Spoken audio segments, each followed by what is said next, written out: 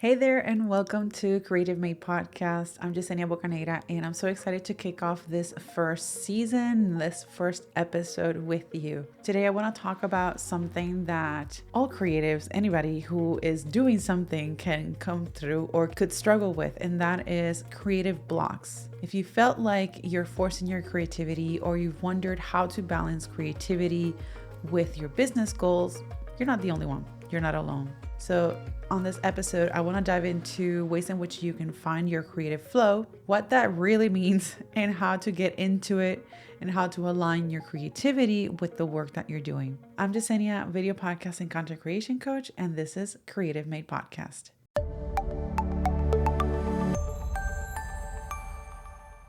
Let's talk about the basics and what on earth is creative flow. What does that mean? So, think about runners. You probably have heard about the term runner's high. That's when you're running and you're just in the zone where you feel great. It's just you and the ground, and you're just flowing and running through everything, and you feel like everything is going perfectly. It's kind of like the same way with creative flow. It's when you're so immersed in a project or doing something that time just simply disappears. Also, I want to preface, I love doing any athletic or sports related metaphors or comparisons. I'm currently training for a marathon, so you're probably going to hear me make some comparisons along that line. But really, what being in flow means that things are happening and you're just creating consistently. You're doing whatever it is that you're doing consistently.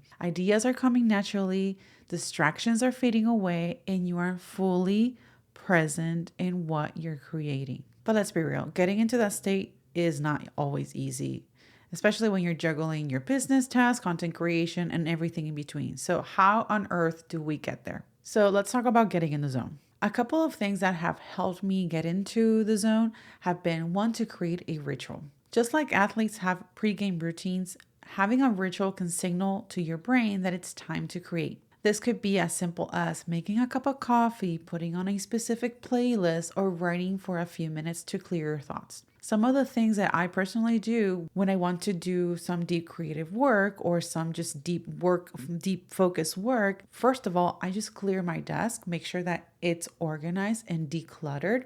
I cannot stand working in a cluttered space. And then the other thing is, I like to put on a playlist of some sort of music like meditation. Lately, I've been into lo-fi hip hop music, and that has been super cool. It's been very chill. And I also I put on a diffuser with an essential oil, and it's just perfect. It sets the mood in my office. One thing that I'm very particular about creating my space is not using my overhead lights. I cannot stand overhead lights. So what do? I open my window and I have a desk lamp that's a little bit warmer. So I have softer indirect light in my office. So it's like nice and chill, relaxing. So I can just focus on creating and not on these like really harsh things, lighting, mess, or cable chaos or anything like that. So that's part of my ritual. Another thing that you can do as part of creating your ritual or setting the mood is maybe consider working from a different location to spark fresh ideas. Sometimes I like to go out to a coffee shop and just put on my headphones, put some music, and then grab a cup of coffee, of course, and then start working. It really helps me a lot when I am doing things where I don't need to think too much, but really just where I can pour my ideas out. Maybe it's a brainstorming session that I just want to like get it out of my brain and like into a piece of paper or something. Or maybe when I need to edit something. This was very common for me when I was a photographer and would work on a wedding or editing any client's images. I would just go to a coffee shop, and because all I really needed was a pair of headphones and my Photoshop, so I would just flow and edit as long as I needed to edit. And that was what I needed to get me in the mood of doing that particular work. This is actually, and now that I mentioned like getting into the mood, that's another thing that you want to think about is sometimes there are tasks that we really don't want to do. Like, for example, I don't like to edit. I don't like to edit video or edit audio or edit photos. So I would set the space to a way that would make it easier for me to accomplish that task. So this is not just for the fun things that we want to do, but also for the things that we need to do. So it overall helps us eliminate those distractions so that we can focus on those tasks that we need to do, if that's the situation. And then the other thing is, give yourself permission to start ugly. Perfectionism is the enemy of creativity. It's the enemy of flow. Sometimes the hardest part is just starting. Give yourself permission to create something messy. It's part of the process. So the more you show up, the easier it's going to get. Same thing as when you're running. You're not going to go run a marathon if you have not run a 5K. Yes, you might be able to walk it, but at the very end, you're going to be exhausted and you're going to be hurting probably. So yeah, just start with that 1 mile, start with that one action, start with that one day of trying something new to help you find what you need to get into that creative zone. Now, I want to talk about aligning creativity with business goals. If you're running a creative business, it's easy to feel like you have to choose between creativity and business, between fun and boring, or between fun and tedious. The truth is, they work best when they support each other. So whenever you're about to do something, ask yourself, what do I want to create and how does it serve my audience? How can I make content creation feel more fun and intentional? Am I allowing space for inspiration or am I forcing ideas? These are just a couple of suggestions of questions that you can ask yourself. But really, the whole purpose of this is for you to pause and take a moment, take a breather, and reflect on these things. Sometimes we just want to go and tackle that to-do list and just cross all these things. But sometimes we need to stop. And personally, I am the one that I just need to go, get things done, get things, work on that to-do list. Because it's just this, it gives me a sense of satisfaction to see that I had this goal of all these tasks and then I completed them. But sometimes we need to hold on that list because some of those tasks might require a little bit more time, a little bit more attention, a little bit more focus. So ask yourself the why behind the things that you're doing. One of the biggest shifts for me has been learning that creativity thrives with structure. Having a loose plan, whether it's content calendar, themes for your work, or scheduled creative time, it all actually gives you more freedom to create without pressure.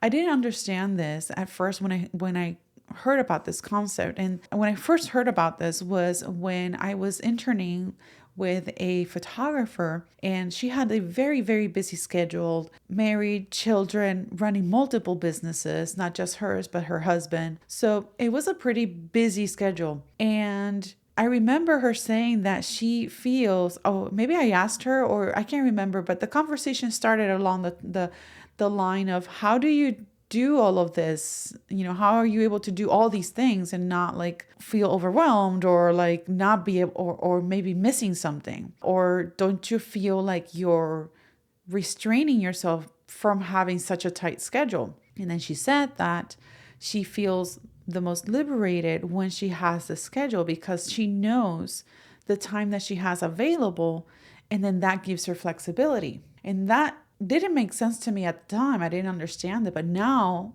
10 years after, 10 years later, now I've been in business 10 years later, formally, it makes sense. It clicks because I know what do I need to do. I know when my time is taken by something else that is important.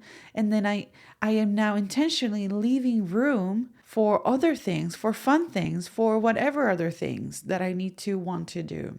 Travel, take a break, watch a movie, hang out with my dogs, or anything, whatever. So try not to see this structure, this calendar, as a barrier, but really as a tool to help you find the structure that works best for you. Now, another thing that we often can come across is overcoming creative blocks. So I mentioned it earlier, creative blocks, what do we do and whatnot, but how can we overcome these creative blocks? So one thing that really helps or has helped me is stepping away from whatever it is I'm doing. Go for a walk, change your scenery, do something unrelated to the work. And sometimes when I do this, it's when best ideas can come up and surface without forcing them. So again, going back to changing the scenery, or maybe if you're stuck working on something, set it to the side, give it a day or two if you can, work on something else, or just take a break altogether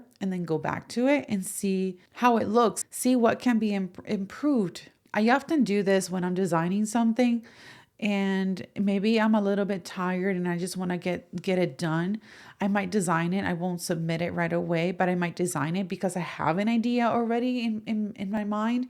So at least I get it out, or the base of it, and then I'll take a break, give it a day or two, and then I'll come back and then I'll tweak it. I'm still working on that task. I'm not negating the fact that I need to do this task. I'm not procrastinating. I'm working on it, but I'm also honoring my energy and my where my creativity is standing. So that when I come back, I can build upon that idea that I already started working on, or change it completely depending on, like, maybe just, hey, it doesn't work out. Great. That's fine. But you did something, you moved forward. And even if you are changing things, I'm still using that metaphor of design. Maybe if you end up changing it altogether, you're still moving forward because, well, you've already eliminated that first design. You've already eliminated that first option, that first trial and error, and then moving to the next possibility. And that could be something that you could work on or that you can try as a way to overcome those creative blocks. Also, consuming inspiring content. Read, watch, or listen to something that fuels your creativity without comparison. A few years ago, Adobe came out with a study that said that people who create more content than that which they consume are happier than those that consume more content than the amount of content that they create. So when you are consuming content, be very intentional in the type of content that you're consuming. And also consider the time of when you're consuming that content. Sometimes you might be consuming content as a way to do research for, let's say you're a podcaster and you want to do research on a particular topic. So yeah, you are being intentional in consuming a particular type of content. But sometimes your brain needs a break. So start watching something different. What you prefer to do is watching content, watching something on YouTube, watching Netflix or anything, a movie, whatever. Or, if you like to read all the time, then go ahead and read something that gives your brain a rest, something that's inspiring, something that's fun, something that's educational, but that is not necessarily related to what you do. And along those lines, switch the medium in which you are consuming content. So let's say if you're stuck on writing, try speaking your ideas out loud. If you're struggling with video, try sketching out your thoughts. And maybe go to a museum. If you have a museum nearby that maybe they have a new exhibit or something, just look for some inspiring content in different ways, not necessarily in the same medium or format in which you create content. That can also potentially spark that creativity and help you overcome those creative blocks. Creativity isn't something we have to chase. It's really something we cultivate. When you set the right space, the conditions, and you give yourself space to explore and align your creative work with your bigger vision, that's when you're able to create more with ease and with joy. I hope this episode resonated with you, and I'd love to hear your thoughts. So be sure to take a screenshot of the episode, share it on Instagram, and tag me at Creative Made Podcast so we can keep this conversation going. And if you haven't already, make sure to follow Creative Made Podcast on Instagram and on YouTube at Creative Made Podcast so you don't miss any upcoming episodes where we'll be diving deeper into mindful content creation, storytelling, and building a creative business with purpose. Until next time, keep on creating. See you on the next episode.